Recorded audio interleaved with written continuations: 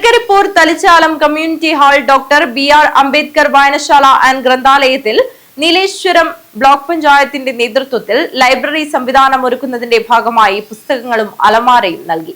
Community ഹാളിൽ നടന്ന ചടങ്ങിൽ block panchayat president CM Meenakumari ഉദ്ഘാടനം നിർവഹിച്ചു.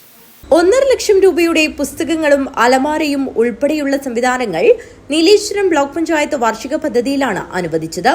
സാഹിത്യം, ബാലസാഹിത്യം ഉൾപ്പെടെ 634 പുസ്തകങ്ങളാണ് വായനശാലയ്ക്ക് പദ്ധതിയിലൂടെ ലഭിച്ചത്.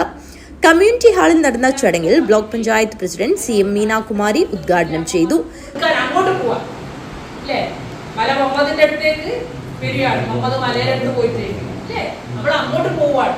എങ്ങനെയാണ് നമുക്ക് എന്ത് ചെയ്യണം? ആളാ വായിപ്പിക്കണം. ജൂൺ 19 വായനാ ദിനത്തിൽ അതിനൊരു തുടക്കം കുറിക്കാൻ ഈ ലൈബ്രറിക്ക് കഴിയണം. അതിന്റെ പത്രവാർത്തയും കാര്യങ്ങളൊക്കെ തന്നെ നമ്മൾ മാധ്യമങ്ങളിലൊക്കെ തന്നെ കൊടുത്തുകൊണ്ട് കുട്ടികൾക്ക് പിന്നെ 19 ഒരുപാട് പരിപാടികൾ വെക്കാം. ഒരാഴ്ച അവർക്ക് കൊടുക്കുന്ന പുസ്തകത്തിന്റെ വായനാക്കുറിപ്പ് തയ്യാറാക്കാൻ പറയാം, അല്ലേ? നല്ല കഥാപാത്രങ്ങളെ കുറിച്ച് ചർച്ച ചെയ്യാൻ വേണ്ടി പറയാം. വായിച്ച കഥകളെ ചിത്രം വരക്കാൻ എല്ലാവർക്കും വലിയ ഇഷ്ടം.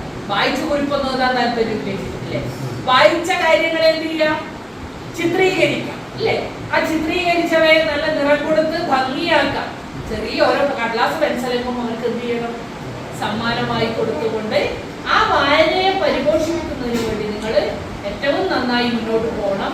ബ്ലോക്ക് പഞ്ചായത്ത് അംഗം വി രവീന്ദ്രൻ അധ്യക്ഷത വഹിച്ചു.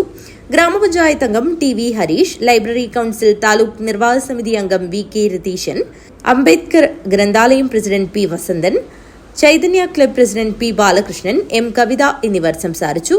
News bureau, Trikaripur.